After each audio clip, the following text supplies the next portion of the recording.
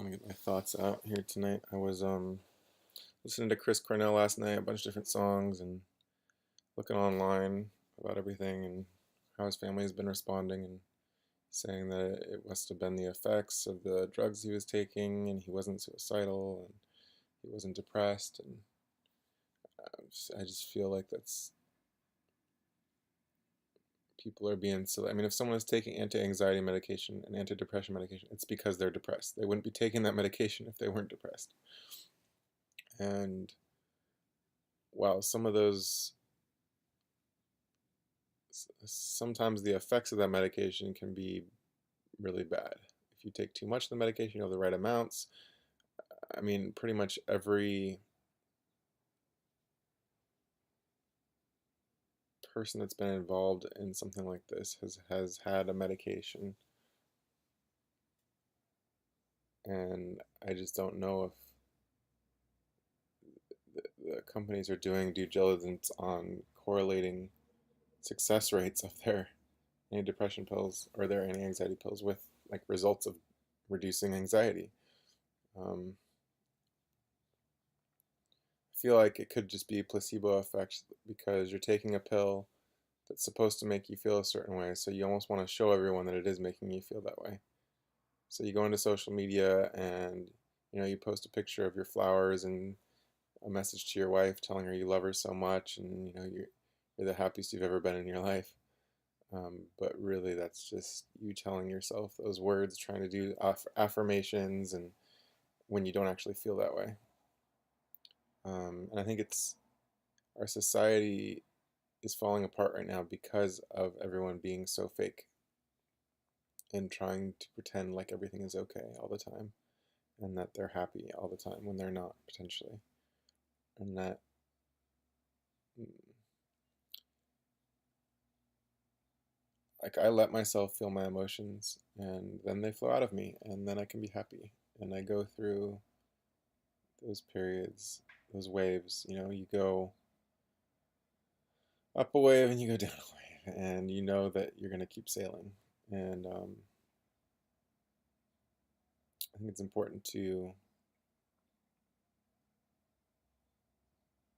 be real, especially to your family. If you're sad, like if his wife had no idea that he was at risk, then she wouldn't have texted the security guards with concern.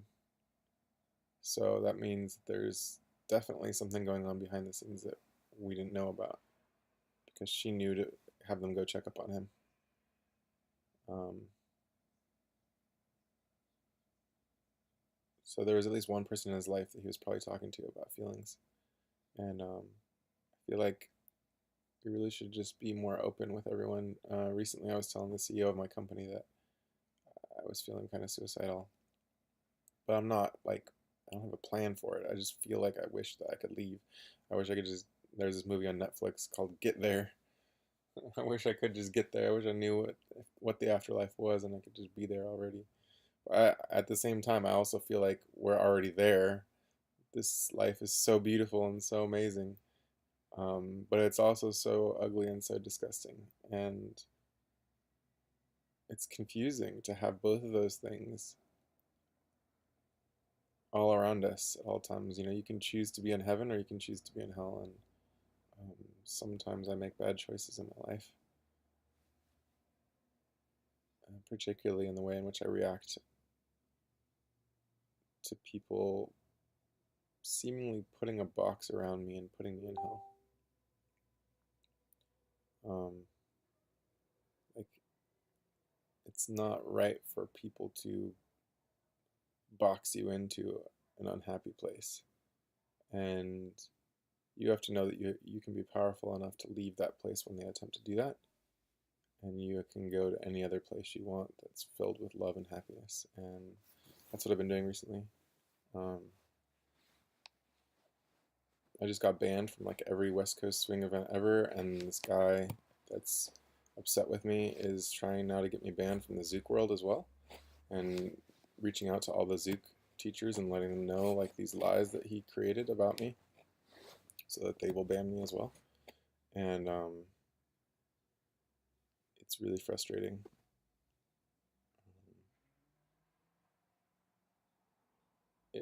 it's frustrating, particularly how society has such a stigma on people who are sad, because they're afraid of those people. It is a really common story, that the husband, kills his wife and kids and then kills himself, and we've seen that in the news a lot, and that can be really troubling when someone says that they're feeling um, sad, that maybe they would do something crazy like that. Um, but to tell that story about someone else that is a very loving person that doesn't want to harm anyone, that's a really cruel thing. And so um, I've basically started a lawsuit against this guy who said that such things about myself. Because, like, it's really cruel, mostly because it's only going to further make that person sad, like, to hear the other person saying that about them, and to hear other people being afraid of them because of that. Really removes that person from the ability to interact with society in a healthy way. I did this social experiment when I was in college where I read poetry to random people. And every day I would read a poem. One day it would be a happy poem, the next day it would be a sad poem. And I observed how these people treated me after the fact. Like next time I saw them passing by, like walking by them in the halls. This was in the dorms of UC Santa Barbara. The people that I read happy poetry to invited me to parties, and the people that I read sad poetry to avoided me and didn't smile at me and even frowned at me, and they looked fearful. And even once I was just studying physics in the common area, and this girl walked in that I had read a poem to, and she called the campus police on me when I was just sitting there studying. Um, so, I mean, I talked to them and told them what I was doing and how she was one of the people that I read a sad poem to. And I feel like this is the problem in our society: is no one is able to express sadness without causing other people fear. And so it reaches this boiling point where they have no alternative. They're just living this complete act instead of being authentic to each other, instead of being vulnerable with each other. They're just putting themselves out into the world as someone that they aren't. And a lot of times artists like Chris Cornell put all this stuff into music.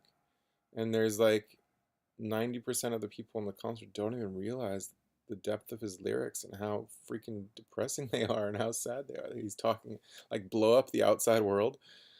That does sound like he would be at a risk and like trying to, you know, take people down with him or something if he killed himself. Um, some of his other songs, I mean, it's clear that he struggled in his lyrics, in his music choices. His last song he chose to play before he did this was, which one was it? I was just reading that. There's a Led Zeppelin song that is also really sad and talks about this stuff, these themes. And I remember when I was in high school, I had a girlfriend that was singing Nirvana, and she was like smiling and happily saying like these really sad, depressing lyrics, and I'm like, do you like know what the meaning of the words are that you're saying? Um, it's so weird how popularity can be something that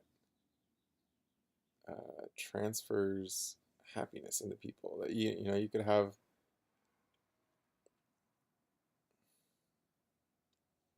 like Obama was such a good president. He could say anything terrible or sad, and people wouldn't even interpret it that way. They would interpret it as him just like playing a character or putting on an act or about to make a joke or something. Um, we just wouldn't even believe it because of how good he put his image out there as being such a positive person, such a charismatic guy that um, we just wouldn't believe the other end. But I'm sure he struggled sometimes with feeling sad, like dealing with family issues, and like everyone does that at some point. So he's just really good at letting it go and moving on, moving forward.